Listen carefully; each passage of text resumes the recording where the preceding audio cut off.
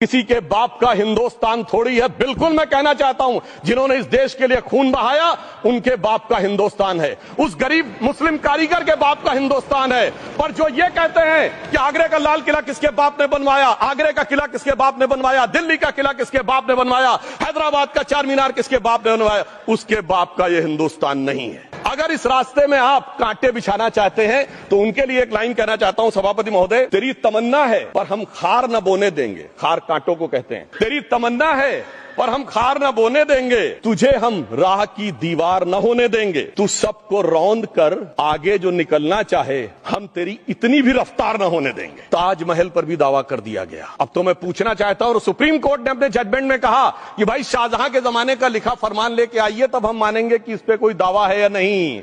आप सोचिए कि अगर ये वक्त का कानून इसी ढंग से चला होता तो क्या होता। जब शाहजहां जेल में था और दूर से उस ताजमहल को देखता था और उसे सिर्फ एक सुराही पानी मिलता था और उसने औरंगजेब से कहा एक सुराही पानी और भिजवा दो, तो जानते उसने मना कर दिया। तो दुखी होकर शाहजहां ने फारसी में लिखा, ए पिसर तू अजब मुसलमानी, जे पिदरे जिंदा आप तरसानी, आफरीन हिंदुआन सदबार, जे देहंद पिदरावा मुर्दा देवम आप। मतलब तू कैसा मुसलमान है जो जिंदा बाप को पानी के लिए तरसा रहा है, तुझसे तो आफरीन 100 बार उन हिंदुओं को है जो पितृपक्ष में मरे हुए बाप को भी पानी देते हैं। नया मुल्ला प्याज ज्यादा खाता है, हिंदी में कहावत होती है, परंतु यहां तो जो गैर मुल्ला प्याज बहुत खा रहा था और इतना खा रहा था कि आंसू निकल रहे थे, गरीब मुसलमान के भी और देश के भी।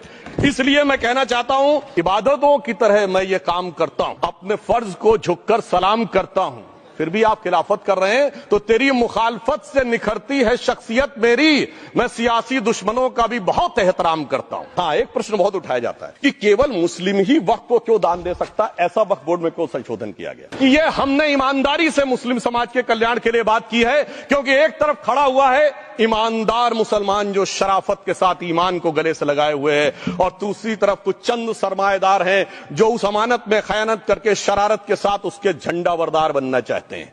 तो ये मुकाबला किसके बीच में है? ये शराफत